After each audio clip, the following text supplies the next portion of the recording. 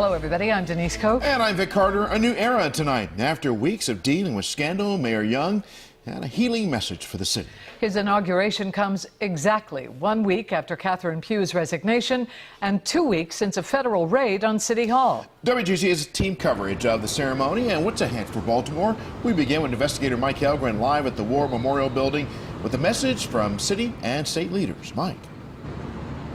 Vic and Denise, Mayor Young even shed a few tears when he thanked members of the city council. He spoke about the need to get violent crime under control, particularly the shootings of women and children that we've seen recently. According to the Constitution.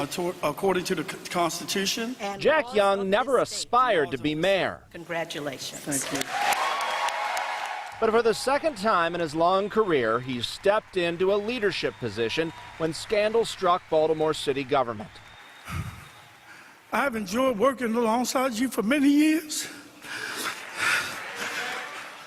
And at his formal swearing in, he was overcome with emotion.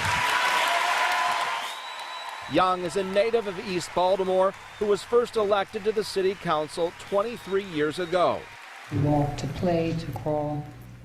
He's been serving as mayor since Catherine Pugh's abrupt medical leave April 1st. With a cloud of ethical concerns over Pugh's profits from book deals, a federal raid of her city hall offices, and escalating violent crime, the problems are many.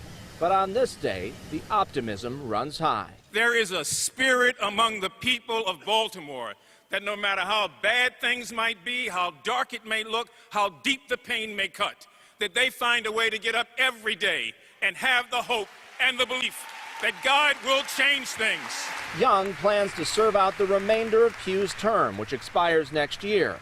Then he wants to go back to his old job, city council president.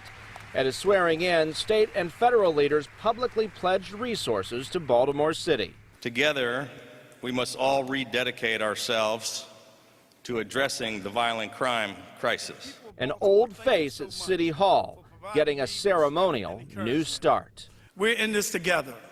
For the people who don't know me, my name is Jack.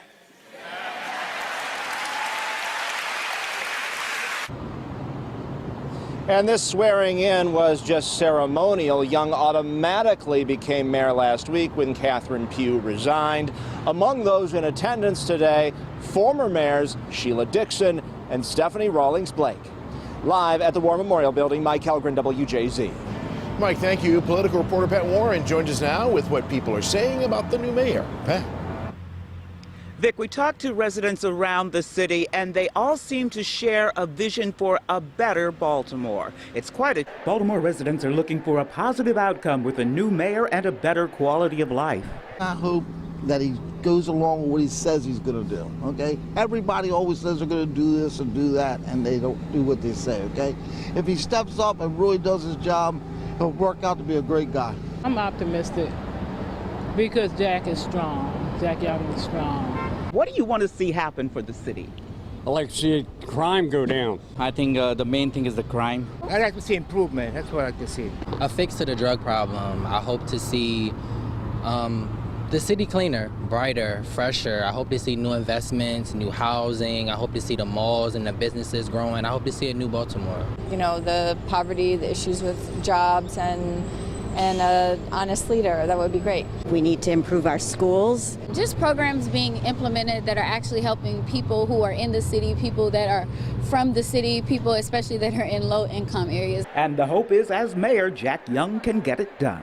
He's a good man. I met him, a good man, and he'll try, and that's all he can do. And everybody else has got to get behind him.